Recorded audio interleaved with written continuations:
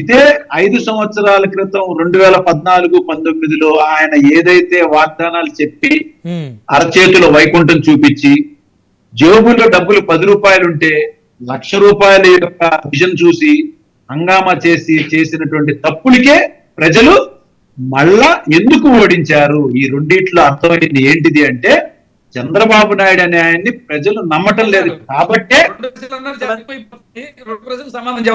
Right సమయం లేదండి. నరేంద్ర గారు మీరు అడిగారు, ప్రశ్న అడిగారు, ప్రశ్నలు వేశారు కదా, మీరు సమాధానం చెప్పండి please. So one word conclusion please.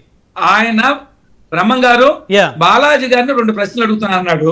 ఆ ప్రశ్నలకు నేను సమాధానం చెప్పండి.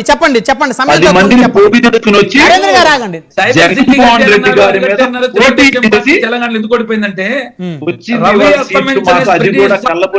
కాంగ్రెస్ పార్టీ చాలా దయచేసి అందరూ మాట్లాడుతున్నారు. ప్రజలు మా స్వతంత్ర పరిపాలన భావనకు వచ్చి ఆ రోజు ఉన్నటువంటి పరిస్థితుల్లో వాళ్ళు అక్కడ ఎన్నుకున్నారు. ఈ రోజు కూడా తెలుగుదేశానికి బ్రహ్మాండ ఆదరణ ఉంది. ఇవాళ రాష్ట్ర రాజధాని రెండోది ఇంకోటి మీరు అన్నదే, ఆయన అన్నదే, చంద్రబాబు నాయుడు గారిని ఎందుకు అక్కడ ఓడించారు? కాంగ్రెస్ పార్టీ ఎందుకు దిక్కు లేకుండా పోయింది? ఆంధ్రప్రదేశ్ లో అసలు దిక్కు లేకుండా ఎందుకు పోయిందయ్యా? కారణం ఏంటి? ఆ రోజున్న ప్రజల ప్రజల యొక్క మనోభావాలు, ఆ సపరేట్ తెలంగాణ మేము ఇచ్చామన్నారు కదా. మీరు వేసిన రాష్ట్రానికి చేసిన ద్రోహం ఎలాంటిదంటే స్పష్టమైన నిర్ణయం తీసుకోలేని కారణంగా.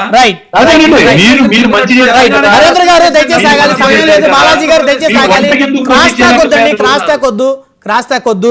శివరాం ప్రసాద్ గారు చెప్పారు కదా, దయచేసి బాలాజీ గారు ఆగండి. మీరు చెప్పారు కదా మీ ప్రయత్నం క్రాస్ టాక్ కాంగ్రెస్ పార్టీ మీద దాడి చేసే పరిస్థితి కల్పిస్తున్నారు మీరు మాటలతో. వద్దండి. ఎందుకంటే మీరందరూ కూడా సీనియర్ పొలిటీషియన్స్, దయచేసి క్రాస్ టాక్ వద్దు, దయచేసి ఆగండి. అవును, సైబర్ సిటీ పెట్టింది చంద్రబాబు కాదా? ఇవాళ కూడా దాన్ని తలదన్నే విధంగా ఆంధ్రప్రదేశ్ అభివృద్ధి చేస్తారంటూ సందేహం లేదు. చేస్తే మంచిదే. రాష్ట్ర ప్రజానీకం ఒక 4 సీట్లు ఇచ్చింది చంద్రబాబు నాయుడు గారి మీద విశ్వాసంతో. కేంద్ర ప్రభుత్వం సహకారం తీసుకుంది. బాలాజీ గారు, నరేంద్ర గారు దయచేసి ఆగండి.